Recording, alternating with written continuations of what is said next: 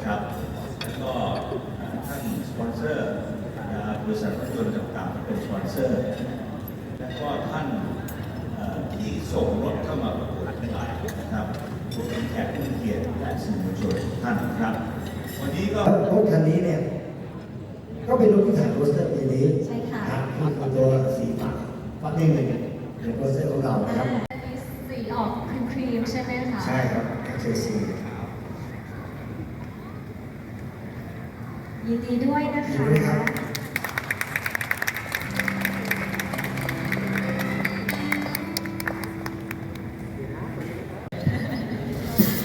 ยินดีด้วยนะคะเธอยอมฉันแต่ฉันก็ยอมเธอเอาละมาสแตนไปไหม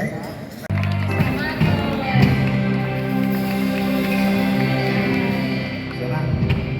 สวยมากนะครับสวยมากความพยายามตอนที่มาส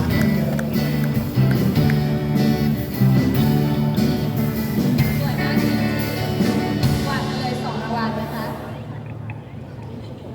โอ้จริงๆWould you please explain a bit how you build this car? With much patience, and I built it 2 years, and I always start with the brass lamps, and when they finish, then I start making the chassis, and after the chassis I make the body, and as last I make the upholstery, leather. คันนี้เป็นปี 78 เพราะฉะนั้นจากผมนะผมเป็นกรรมการโบราณผมบอกว่าเขาก็ง่ายที่จะได้ยอดเยี่ยมเพราะเขาจะไม่เก่าเท่าไหร่นี่คือผมแบบผมเพลนะ